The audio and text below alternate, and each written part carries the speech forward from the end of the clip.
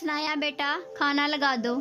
عامر صاحب کے کہنے پر ثنایا جو ان کے ساتھ ہی ٹی وی لاؤنج میں بیٹھی تھی اسبات میں سر ہلاتی فوراً کچن کی جانب گئی۔ عفنان بھائی، زین اور احان بھائی کو بھی بلا لیں۔ ثنایا نے واپس پلٹ کر عفنان سے کہا اور کچن میں جاتی سب کے لیے بریانی نکالنے لگی۔ ڈائننگ ٹیبل ان کا تھا نہیں، اس لیے سب لاؤنج میں ترتیب سے پڑی 5 پائیوں پہ بیٹھے تھے۔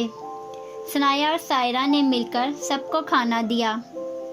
ثنایا جو عامر صاحب کے آگے بریانی کی پلیٹ رکھ رہی تھی، اس کی نظر زین کے کمرے سے نکلتے عفنان اور اس کے پیچھے آتے احان پر گئی جو کالے کاٹن کے سوٹ میں ملبوس تھا۔ شام کو اس نے احان کے لباس پر دھیان ہی نہیں دیا تھا۔ اس کالے سوٹ میں وہ گوری رنگت کے ساتھ بہت وجیحہ لگ رہا تھا۔ استغفر اللہ، ثنایا نے دل میں کہتے فوراً نظروں کے زاویے کو بدلا اور کچن میں واپس بھاگ گئی۔ زین بھی ان دونوں کے پیچھے تھا۔ شام سے وہ دونوں کمرے میں گھسے تھے اور رات کے 9 بجے نکلے تھے۔ السلام علیکم انکل۔ احان نے عامر صاحب کو ادب سے سلام کیا، جس پر وہ ہمیشہ کی طرح مسکرائے۔ وعلیکم السلام میرا بیٹا، انہوں نے شفقت سے کہا۔ تب تک سائرہ بھابھی بھی باقی سب کے لیے بھی کھانا لے آئیں۔ پہلی چارپائی پر احان اور زین بیٹھے تھے، دوسری پر عفنان اور ارحان تھے، تیسری پر سفیان بھائی بیٹھے تھے جن کے ساتھ سائرہ بھابھی نے بیٹھنا تھا، چوتھی چارپائی پر عامر صاحب بیٹھے تھے اور ان کے ساتھ ہمیشہ ثنایا بیٹھ کر ہی کھانا کھاتی تھی، اس لیے ان کے ساتھ وہی بیٹھی تھی۔ سب مزے سے بریانی کے ساتھ انصاف کر رہے تھے۔ وہ وقتاً فوقتاً ثنایا کی تعریف بھی کی کہ اس نے بریانی بہت مزے کی بنائی ہے، جس پر وہ بس مسکرا رہی تھی اور چوری چوری ایک نظر خود سے بے پرواہ اس ستم گر پر بھی ڈال لیتی جو ثنایا کے سامنے اس طرح بیٹھا تھا کہ ثنایا کو اس کے وجیحہ چہرے کی ایک باریک ہی سائٹ نظر آ رہی تھی۔ اس شخص میں اکڑ، انا یا غرور بالکل بھی نہیں تھا۔ وہ جو ہر وقت اے سی والے کمرے میں رہتا تھا، ہر وقت ڈائننگ ٹیبل پر بیٹھ کر کھانا کھاتا تھا، اس وقت ایک عام سی چارپائی پر بیٹھا اتنے مزے اور سکون سے بریانی کھا رہا تھا کہ اسے دیکھ کر یہ محسوس ہی نہ ہو کہ وہ آسائشوں کا عادی ہے، اور اس کی یہی ادائیں تو ثنایا کو اس کا دیوانہ بناتی تھیں۔ ثنایا جلدی ہی کھانا کھا کر اٹھ گئی اور کچن میں آ کر سب کے لیے چائے کا پانی چولہے پر رکھا اور پھر ایک پلیٹ میں بریانی ڈال کر اس پر 2 کباب رکھے، ساتھ میں تھوڑا سا رائتہ ڈالا اور پھر ایک اور پلیٹ کو اس پر الٹا کر کے ڈھانپ دیا اور باہر کی طرف آئی۔ بابا، میں مومانی کو بریانی دے کر آتی ہوں، اس نے عامر صاحب سے کہا۔ اچھا بیٹا، عامر صاحب شفقت سے بولے تو وہ گھر سے باہر نکلی، پر جاتے جاتے اس کی پشت کو احان نے بہت غور سے دیکھا تھا۔ مومانی، یہ بریانی میں آپ کے لیے لائی ہوں، ثنایا نے محبت سے اپنی مومانی سے کہا تو وہ مسکرائیں۔ شکریہ بیٹا، اور یہ احان کہاں ہے؟ تمہیں پتہ ہے شام سے نکلا ہے، پر پتہ نہیں کھانا بھی کھایا ہوگا اس نے یا نہیں، انہوں نے فکر مندی سے اس سے کہا۔ مومانی، احان بھائی ہمارے گھر ہیں اور انہوں نے کھانا بھی کھا لیا ہے، آپ فکر نہ کریں، ثنایا نے ویسے ہی نرم لہجے میں کہا۔ اچھا چلو ٹھیک ہے، برتن ابھی دوں یا بعد میں؟ انہوں نے پوچھا۔ میں تھوڑی دیر میں آ کر لے جاؤں گی، ابھی میں چلتی ہوں، چائے کا پانی چولہے پر چڑھا کر آئی تھی میں، ثنایا جلدی سے کہتی واپس پلٹ گئی، جبکہ پیچھے کھڑی فوزیہ بیگم نے اس کی پشت کو عجیب نظروں سے دیکھا اور کچن کی جانب بڑھ گئیں۔ ثنایا سب کو چائے سرو کر رہی تھی جب اس نے احان کے آگے ٹرے کیا جس میں 3-4 چائے کے کپ پڑے تھے۔ احان نے ثنایا کو دیکھا۔ یار یہ ہاف کر دو، میں زیادہ نہیں پیوں گا، احان نے ثنایا کو دیکھتے ہی کہا، پر اس کی نظریں احان پر نہیں تھیں بلکہ اپنے ہاتھوں میں پکڑے ٹرے پر تھیں۔ جی اچھا، وہ کہتی واپس کچن میں گئی اور اس کے لیے ہاف چائے کا کپ لائی۔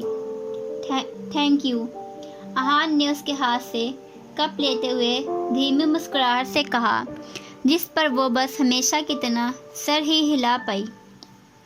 کمرے میں آ کر اس نے ہانیہ کو میسج کیا، اوئے کہاں ہو؟ بہن اپنے گھر میں ہوں، اب اپنے سسرال میں تو ہونے سے رہی۔ فوراً سے ہانی کا جواب آیا، کرتے ہیں تمہارے سسرال کا انتظام بھی، پر ابھی یہ بتاؤ بریانی کھاؤ گی؟ ثنایا نے دانت نکالنے والے ایموجیز کے ساتھ اسے میسج سینڈ کیا۔ ہیں، بریانی کہاں سے آئی؟ فوراً رپلائی آیا، میں نے بنائی ہے، اب جلدی بتاؤ کھانی ہے یا نہیں؟ ثنایا نے جواب دیا، کمینی، اب بتا کر میری روح کو تڑپانے کا کیا فائدہ جب میں کھا پی کے فل ہو کر بیٹھی ہوں؟ ہانیہ نے غصے سے کہا تو ثنایا ہنسنے لگی، یار ٹائم نہیں ملا اور تم خود آئی بھی نہیں، اس لیے اب بتا رہی تھی۔ ثنایا کے جواب پر ہانیہ نے بس مسکرائی۔ تبھی تو میں کہوں یہ بریانی کی خوشبو کہاں سے آ رہی ہے؟ پھر میں سوچوں یہاں کے کنجوس لوگ تو بنانے سے رہے، پر خیر اب تم میرے حصے کی رکھ دو، میں صبح آ کر ناشتہ اسی سے کروں گی، وہ بھی تمہارے گھر۔ ہانیہ نے کہتے ہی ایٹیٹیوڈ والے ایموجیز بھیجے۔ افنان بھائی کے ساتھ؟ ثنایا نے شرارتاً کہا، نہیں اپنی بیسٹی کے ساتھ۔ فوراً جواب آیا، چلو اوکے، اللہ حافظ اینڈ گڈ نائٹ۔ ثنایا کے کہنے پر فوراً ہانی نے بھی گڈ نائٹ کا میسج بھیجا، جسے پڑھتے ہوئے ثنایا باہر نکلی تو اہان کافی دیر پہلے ہی جا چکا تھا۔ اہان بیٹا، تم کھانا کھا کر آئے ہو؟ وہ جیسے ہی گھر میں داخل ہوا تو سامنے ہی صوفے پر اپنی امی کے پوچھنے پر ان کو دیکھتا ان کی جانب بڑھا، جی امی، عامر انکل کے گھر تھا، افنان وغیرہ کے ساتھ وہیں سے کھایا ہے۔ اہان پیار سے کہتا ان کے پاس ہی صوفے پر جا بیٹھا۔ اچھا، تمہارے بابا کل تک آئیں گے، میری تھوڑی دیر پہلے بات ہوئی ہے ان سے، فوزیہ بیگم نے بتایا۔ جی پتہ ہے، کال کر کے بتایا تھا بابا نے، اہان نے جواب دیا۔ اس کے والد میر صاحب کام کے سلسلے میں لاہور گئے ہوئے تھے۔ اہان، مجھے تم سے ضروری بات کرنی ہے اور سیدھا سیدھا جواب چاہیے۔ مجھے تم سے چند پل کی خاموشی کے بعد فوزیہ بیگم نے کہا تو اہان نے چہرہ موڑ کر ان کی جانب دیکھا۔ وہ جانتا تھا کہ اس کی ماں اب کیا کہنے والی ہے۔ مما پلیز، وہ مت مانگے مجھ سے جو میں نہیں دے سکتا، جو میرے خود کے بس میں بھی نہیں ہے، وہ بے بسی سے بولا تھا۔ اہان، تم رحم کھاؤ مجھ پر، 25 سال کے ہو گئے ہو، اگلے 1 سال کے اندر اندر میں تمہاری شادی کرنا چاہتی ہوں۔ نہیں رہا جاتا مجھ سے اکیلا اس بڑے سے گھر میں، یہ تنہائی مجھے کاٹتی ہے۔ اپنی بہو لے آؤں گی تو اس سے اور تمہارے بچوں سے گھر میں رونق لگی رہے گی، اس طرح میں بھی کچھ جی لوں گی، نہیں تو میں نے ویسے ہی اپنے ارمانوں کو دل میں بسائے ہی مر جانا ہے۔ وہ سخت لہجے میں بولی، پر ان کے مرنے کی بات سن کر اہان نے تڑپ کر ان کی جانب دیکھا۔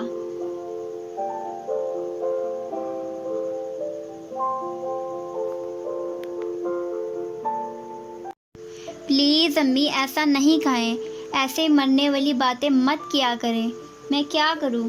نہیں ہے میرے بس میں کچھ، میں نہیں بھول سکتا اس کو، کیا کروں میں، آپ ہی بتائیں، میں کہاں جاؤں؟ کرب سے کہتا وہ اپنے ہاتھوں میں سر گرا گیا۔ میں نے کتنی بار بولا ہے، بھول جاؤ اسے، بھول جاؤ، نکال دو اس کو اپنے اندر سے، وہ تمہارے لیے صحیح نہیں تھی، تمہیں کیوں میری بات سمجھنے میں نہیں آتی؟ وہ ضبط سے بولی۔ بھولنا چاہتا ہوں مما، پر وہ بھولتے ہی نہیں، اسے بھولنے کی کوشش بھی کرتا ہوں تو مجھے میری سانسیں بند ہوتی محسوس ہوتی ہیں۔ آپ کے کہنے پر اسے چھوڑ تو چکا ہوں، پر اب اسے بھولنے کا مت کہیں، نہیں تو میں مر جاؤں گا، وہ درد بھری آواز میں بولا۔ آنکھوں میں اب اس کی نمی آ چکی تھی۔ کاش میرے بس میں ہوتا، میں اس لڑکی کو تمہارے دل سے بھی نکال سکتی، وہ لڑکی جو اب تمہارے پاس نہ ہوتے ہوئے بھی تمہارے اندر بسی ہے، اسے تم سے دور کر دیتی، وہ مٹھیوں کو بھیج کر ضبط سے بولی۔ احان نے انہیں دیکھا اور ان کے قدموں میں بیٹھا۔ اسے مجھ سے دور کرنا ہے نا آپ کو، تو ایسا کریں میری آنکھیں نکال دیں جن میں اس کا عکس ہے، میرے ان کانوں میں گرم سیسا ڈال دیں جو اس کی اس میٹھی آواز کو سننے کے بعد اس کے اسیر بنے بیٹھے ہیں۔ کوئی ایسا زہر کھلا دیں مجھے جس کے کھاتے ہی دماغ کی رگیں پھٹ جائیں جن میں وہ میری سوچوں کا تسلسل بنے بیٹھی ہے۔ میرے دل پر کوئی ایسی بھاری ضرب لگائیں کہ میرا دل، جس پر وہ نہ ہوتے ہوئے بھی قابض ہے، ٹوٹ کر اتنی کرچیوں میں بٹ جائے کہ نہ تو میں اسے جوڑ سکوں اور نہ ہی وہ واپس اس دل میں آئے۔ جس طرح ٹوٹے بکھرے لہجے میں وہ بول رہا تھا، فوزیہ بیگم کو اپنی جان جاتی محسوس ہو رہی تھی۔ ان کا خون خشک ہو گیا تھا اور اس کے ساتھ ساتھ اور کس کی بھی جان حلق میں اٹک گئی تھی۔ ایسے ہی وہ مجھ سے دور ہو سکتی ہے، نہیں تو شاید کبھی نہیں ہوگی، یا پھر صبر کریں، اگر اللہ نے چاہا تو وہ خود کو اس کو میرے دل سے نکال دے گا، اور جس دن ایسا ہوا میں خود آپ کو بولوں گا کہ اب میری شادی کر دیں، پر ابھی مجھ سے ایسا مت کچھ مانگیں پلیز، وہ روتے ہوئے بولا اور ان کی گود میں چہرہ چھپا کر ہچکیاں لینے لگا، اور فیضیہ بیگم اپنے بیٹے کی اس حالت پر تڑپ کر رہ گئیں۔ ثنایا، جو برتن لینے کی غرض سے ان کے گھر آئی تھی، اپنی ممانی کو احان کے شادی کی بات کرتے دیکھ ٹھٹکی تھی۔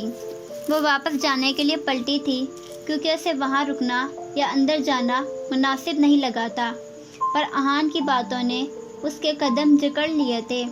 اسے کسی اور لڑکی کے لیے اس طرح تڑپتا دیکھ کر اس کی دھڑکنیں رک گئی تھیں، آنکھیں آنسوؤں سے بھر گئیں۔ اسے ارد گرد کا سارا منظر دھندلا سا دکھائی دے رہا تھا، دل کئی ٹکڑوں میں تقسیم ہو گیا تھا۔ اسے ایسا محسوس ہونے لگا جیسے ارد گرد آکسیجن کم ہو گئی ہو اور اس کا سانس بند ہو رہا تھا۔ احان کی گھٹی گھٹی ہچکیاں وہ اب بھی سن رہی تھی۔ وہ اپنے دل پر بھاری ضرب لگانے کی بات کر رہا تھا، پر ثنایا کو تو وہ بھاری ضرب لگا ہی چکا تھا۔ اس کے دل کی کرچیاں اس کے اندر ہی وہ بکھیر چکا تھا۔ اسے ایسے لگا جیسے وہ ابھی گر جائے گی۔ وہ دیوار کے سہارے جا لگی۔ میں دعا کروں گی میرے چاند، اللہ سب بہتر کرے گا تمہارے لیے، اس نے کوئی بہتر ڈھونڈ رکھی ہوگی انشاءاللہ، تم صبر کرو، ایسے رو رو کر خود کو اور مجھے تکلیف مت دو۔ فوزیہ بیگم اس کے بال سے لاتی محبت سے اسے سمجھا رہی تھی۔ ثنایا کو ان کی آواز سنائی دے رہی تھی، پر وہ کیا کہہ رہی تھی وہ اسے سمجھ میں نہیں آ رہا تھا۔ احان کی باتیں اس کے سننے کی حس کو ہی مفلوج کر گئی تھی۔ اس کے جسم میں جیسے جان ہی نہ رہی تھی، ٹانگیں کپ کپا رہی تھیں۔ اپنی سسکیوں کو روکنے کے لیے اس نے فوراً اپنے منہ پر ہاتھ رکھا۔